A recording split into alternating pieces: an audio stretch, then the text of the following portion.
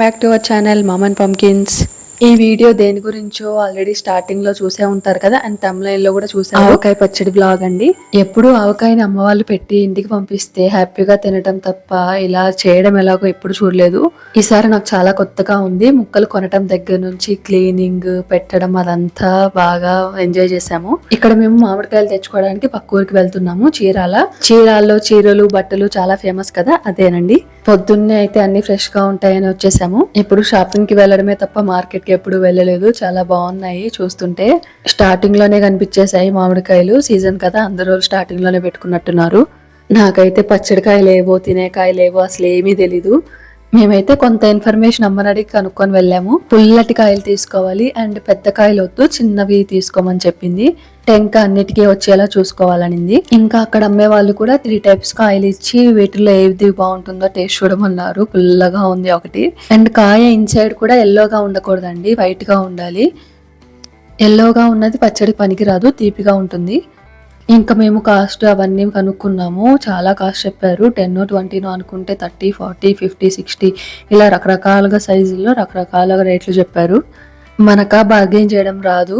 ఇంకా సరే కదా అని మాకు అవసరమైన కాయలన్నీ తీసుకొని ఇలా క్లీన్ చేయించుకుంటున్నాము. వాళ్ళకు దగ్గరున్న వాటర్తో క్లీన్ చేసినా మనం ఒక బాటిల్ తీసుకొని పోయి క్లీన్ చేసుకోవడం మంచిదండి. మేమైతే ఇలా బాటిల్ తీసుకొని క్లాత్ తీసుకొని వెళ్ళాము. ఇక వాటర్ పోసుకొని క్లీన్ చేయించుకున్నాక మా క్లాత్ ఇచ్చి తుడిపించుకుంటున్నాము. మార్కెట్ అయితే చాలా పెద్దది అనుకుంటా. కూరగాయలు రకరకాలుగా భలే ఉన్నాయి. పచ్చడి కొలతలు తెలిస్తే చాలా ఈజీగా పెట్టొచ్చు, కానీ చాలా జాగ్రత్తగా పెట్టాలి. అండ్ మామిడికాయలు కూడా నీట్గా తుడిచేశారు చూడండి. అండ్ మాకు ఇంట్లో కట్ చేసుకోవడం కష్టం అండి. ఇన్ని కాయలు ఎక్కువ ఉన్నాయి కదా, అండ్ కత్తి కూడా అంత పెద్దది లేదు. సో ఇక్కడే కట్ చేస్తున్నారు కాబట్టి ఇలాగే కట్ చేయించుకుంటున్నాము. ఇదైతే రిస్క్ ఉండదు. కానీ వాళ్ళు ఇలా కట్ చేస్తున్నప్పుడు చెక్కదంతా రాలుతుందండి. అది ఎలా చేయాలా మళ్ళీ ముక్కలకైతే అనిపించింది. అతను క్లీన్ చేస్తూనే ఉన్నాడు దాన్ని, మళ్ళీ అలాగే వస్తూ ఉంది.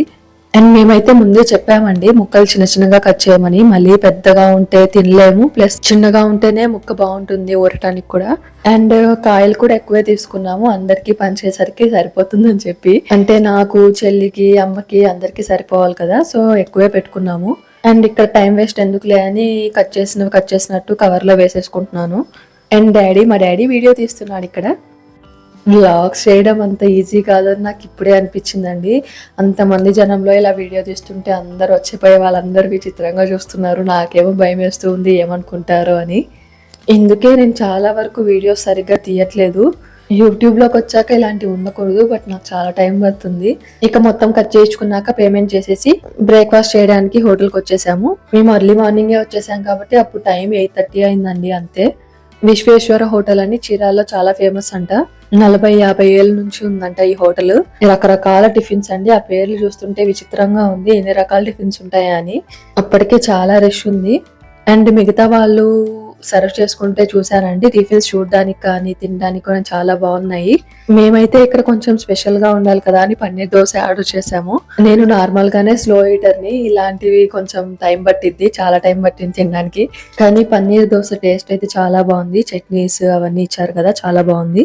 ఇక అక్కడ నుంచి ఆయిల్ తీసుకున్నాము. పచ్చళ్ళలోకి పప్పు నూనె కావాలి కదా, ఆయిల్ తీసుకొని ఇంకా బయలుదేరిపోయాము.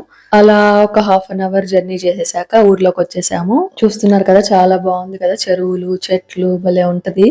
మా లక్ ఏంటంటే ఆ రోజు కొంచెం క్లైమేట్ కూల్ గా ఉందండి.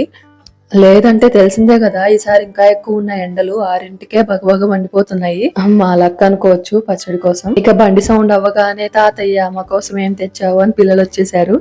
జర్నీ చేసి ఆ గాలికి అలసిపోయాం కదా, కాసేపు రెస్ట్ తీసుకుందాము అనుకుంటే ఏంటి తీసుకునేది రెస్ట్, ఇప్పటి నుంచి స్టార్ట్ చేయాలి లేకపోతే ముక్కలు పాడైపోతాయి అని చెప్పి కూర్చోబెట్టింది మా అమ్మ.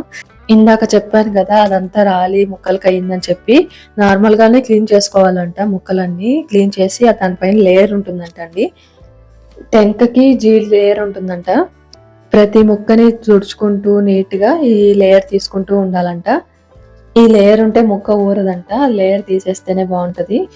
ఈ ప్రాసెస్ అంతా ఉంటుంది అని తెలిస్తే ఒక 4 కాయలే తెచ్చుకునేదాన్ని. తినకపోయాము అనిపించింది. ప్రతి ముక్కని తుడిచి మళ్ళీ నీట్ గా ఇలా లేయర్ అంతా తీసేసరికి నడుములు పడిపోయాయి మొత్తం కంప్లీట్ అయ్యేసరికి. అండ్ ఈ మధ్య స్కిన్ కేర్ ఏంటో కానీ స్కిన్ కేర్ తీసుకుంటే ఇంకా డల్ అయిపోతుంది ఫేస్. ఆ సన్ స్క్రీన్ రాసుకుంటుంటే మీకు కూడా ఇలాగే అనిపిస్తుందా? కమెంట్ చేయండి. సరే సరే వేరే టాపిక్ లోకి వెళ్ళిపోతున్నాము. ఇక్కడ చూస్తున్నారు కదా, మా అమ్మ కూడా హెల్ప్ చేస్తుంది ఇవన్నీ క్లీన్ చేయడంలో. రివర్స్ లో చెప్పాను కదా, నేనే మా అమ్మకి హెల్ప్ చేస్తున్నాను పచ్చడి పెట్టడంలో. ఇక్కడ కలర్ మారిపోతున్నాయండి వెంటనే, అసలు ముక్కలు లేట్ చేయకూడదంట. వెంటనే కొలుచుకొని బకెట్లోకి వేసుకుంటున్నాము. ఇక్కడ చూస్తున్నారు కదండి, మేము వెరైటీగా బకెట్లో చేస్తున్నాం అనమాట.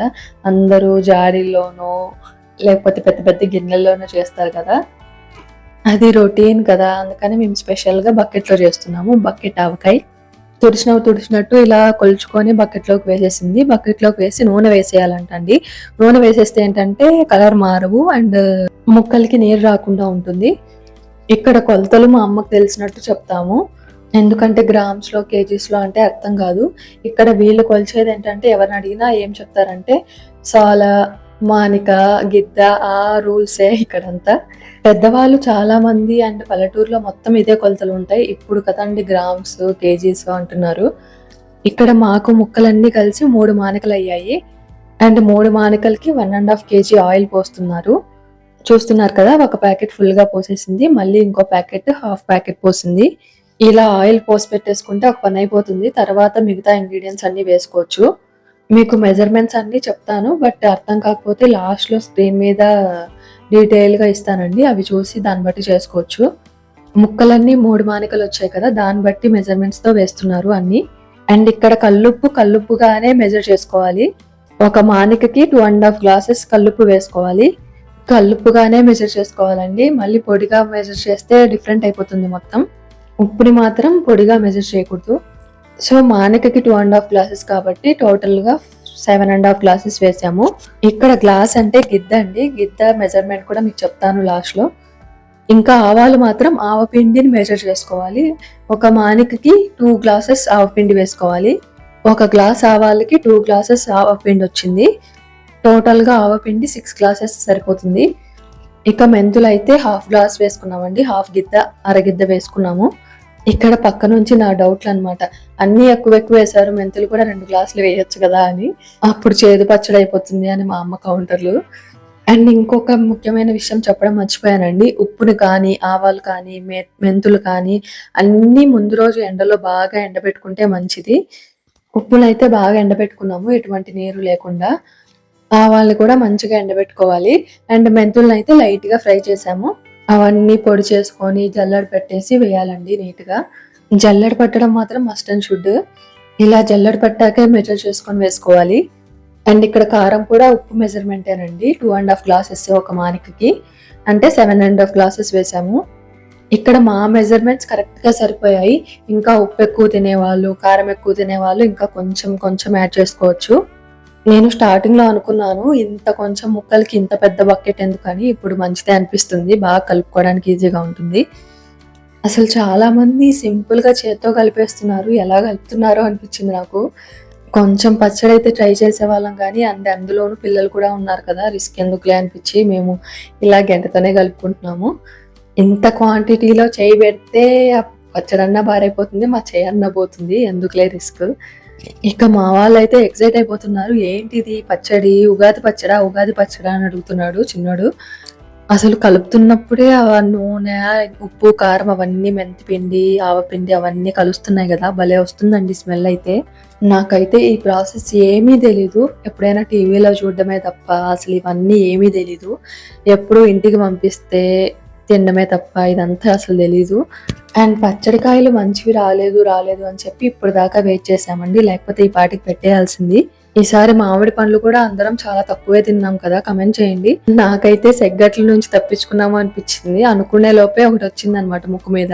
తిన్న 2-3 కాయలకి ఇలా ఉంటే ఇంకా రెగ్యులర్ గా ప్రతి ఇయర్ తినేటట్టు తింటే ఈసారి అయిపోయేదాన్ని. మీకు ఎలా అనిపించింది ఈ మ్యాంగో సీజన్ అండ్ సెగ్గట్ల గురించి మీరు కూడా కమెంట్ చేయండి. నెక్స్ట్ ఇంకా చాలా సేపు ఇలా కలిపాక బాగా కలిసిందనమాట. ఇంకా చిన్నులపాయల జోలికి వెళ్ళాము. చిన్నులపాయలు ఆర్డర్ అనమాట, మా చెల్లి అండ్ మా డాడీ అండ్ నేను కూడా అనుకోండి. మామిడికాయ ముక్కల కంటే వెల్లుల్లివే ఎక్కువ ఉండాలి, ఆవకాయ పచ్చడా వెల్లుల్లి పచ్చడా అన్నట్టు ఉండాలని చెప్పారు. అండ్ నేను కూడా పచ్చళ్ళలో వెల్లుల్లి వేరుకొని మరి తినేదాన్ని, అప్పుడేమనిపించలేదు. కానీ ఒలుస్తుంటే అబ్బా ఎన్ని ఒలిచినా అయిపోవట్లేదు, అసలు వస్తూనే ఉన్నాయి. ఇంకా అప్పటికే చూసారు కదండి, పొద్దున ఎప్పుడో స్టార్ట్ చేస్తే నైట్ అయిపోయింది, అంతా ప్రాసెస్ అయిపోయేసరికి. వెంకటేశ్వర స్వామి చూసినప్పుడు కూడా ఇంత ఆనందం కలగలేదురా. ఇంకా మధ్యలో లంచ్ ఉంటుంది, మధ్యలో రెస్ట్ తీసుకున్నాము కొంచెం సేపు. ఈవినింగ్ 5 నుంచి స్టార్ట్ చేస్తే 6:30, 7 అనుకోండి. 2 అవర్స్ పట్టింది ఇవన్నీ ఒలవడానికి. చూస్తున్నారు కదండి ఈవినింగ్కే ఎంత బాగా నూరిపోయిందో, అసలు ఇప్పుడే తినాలనిపించింది నాకు. తింటే ఆ మంట తట్టుకోలేంలే అని చెప్పి ఆగాను. నూనెంతా భలే పైకి తేలింది. నేను అప్పటికే అంటున్నాను అనమాట, నూనె ఇంకా సరిపోదేమోమా, ఇంకా ఎక్కువ వేయాలేమో, సరిపోదేమో అని. బట్ ఈవినింగ్కే ఇలా వచ్చింది, ఇంకా 2 డేస్కి ఇంకా ఎక్కువ వస్తుంది, పైకి చూస్తుండు అని చెప్పింది. ఆ వెల్లుల్లి వేస్తుంటే భలే ఉందండి, అసలు భలే కనిపించింది కలర్ఫుల్ గా. ఊరితే మాత్రం భలే ఉంటది కదా. ఒక 2-3 డేస్ వెయిట్ చేయాలి, అప్పుడే బాగుంటుంది. వెల్లుల్లి ఉట్టడానికి మాత్రం ఒక 20 డేస్ పడుతుందండి ఘాటు తగ్గడానికి. గిన్నెల్లో వేసుకుంటే చాలా ప్రాబ్లం అయ్యేది మాకు. అంత పెద్ద పెద్ద గిన్నెలు లేవు, మెయిన్ గా జాడీలు కూడా అంత పెద్దవి లేవు. సో బకెట్లే కొంచెం ఈజీగా ఉంటుంది కదా. అండ్ రియాక్షన్ కూడా ఉండదు. అల్యూమినియం కానీ స్టీల్ కానీ ఉంటే కొంచెం టెన్షన్ పడాలి. ఎంతైనా ఈ పచ్చళ్ళలో ప్లాస్టిక్ అయితే కొంచెం ప్రాబ్లం ఉండదని చెప్పి ఇదే ప్రిఫర్ చేసాము. ఇంకా అంతేనండి, ఫైనల్ గా ప్రాసెస్ అయితే కంప్లీట్ అయిపోయింది. ఇంకా మొత్తం క్లీన్ చేసేసి మూత పెట్టేస్తున్నాము. చూస్తున్నారు కదండి ఎంత బాగుందో కదా చూడ్డానికి అయితే. మొబైల్లో స్మెల్ చూడడానికి, టేస్ట్ చూడడానికి కూడా ఏదైనా ఆప్షన్ వస్తే బాగుంటుందండి, మీకు చూపించేదాన్ని. అంత బాగుంది అసలు స్మెల్ అయితే. ఇక మధ్యలో చూస్తూనే ఉన్నామండి ఒక 2-3 డేస్కి అలా. అండ్ 5 డేస్ తర్వాత టేస్ట్ కూడా చూసాము, చాలా బాగుంది. వీడియో చేయడం మర్చిపోయి ముందు తినాలి, తర్వాతైనా చేసుకోవచ్చు వీడియో, తర్వాతైనా రికార్డ్ చేయొచ్చు అని చెప్పి వదిలేసాము. ఇంక ఇలా బకెట్లో ఎన్ని రోజులే సర్దేసుకున్నాము, ఎవరికి వాళ్ళకి ఊరికి చేరాలి కదా మళ్ళీ అని చెప్పి సర్దేస్తున్నాము. ఊరికి చేరేదాకా ఇలా ప్లాస్టిక్ దాంట్లో పెట్టుకొని పోయి అక్కడ నేను జాడీలోనో సీసాలోనో మార్చుకోవాలి. ఆల్రెడీ సీసాలో కూడా పెట్టించుకున్నానండి, బట్ అది ఊరికి చేయడం అంతా చాలా రిస్క్. చేరడం బస్సుల్లో అదంతా ఎందుకులే రిస్క్ అని చెప్పి ప్లాస్టిక్ దాంట్లోనే పెట్టుకుంటున్నాము. అమ్మ సర్దుకోవడం అయితే సీసాల్లో సర్దుకుంది, ఇంకా తర్వాత వేటికి వాటికి ఫ్రిడ్జ్ లో పెట్టేసుకుంది. ఎందుకంటే బయట ఉంటే కలర్ చేంజ్ అవుతుంది, ముక్క త్వరగా మెత్తబడిపోతుంది. ఈ సర్దడంతో వ్లాగ్ ఎండ్ చేసేస్తున్నాను. నేనైతే చాలా ఎంజాయ్ చేశానండి, డాడీతో వెళ్ళి కొనటం, అమ్మతో కలిసి పెట్టడం. మీకు కూడా నచ్చితే లైక్ చేసి ఎలా అనిపించిందో కమెంట్ చేయండి. ఇంకా మన ఛానల్ని ఎవరైనా సబ్స్క్రైబ్ చేసుకోకపోతే ప్లీజ్ సబ్స్క్రైబ్ చేసుకోండి. ఇలాంటి ఎన్నో ఇంట్రెస్టింగ్ వ్లాగ్స్ రాబోతున్నాయి. వీడియోని ఇక్కడ దాకా చూసినందుకు thank you so much. Next ఇంకొక మంచి వీడియోతో వచ్చేస్తాను. Bye bye. ఇలాంటి చాలా ఉన్నాయి, ఇంకా దాచాం కుప్పలుగా ఉన్నాయి.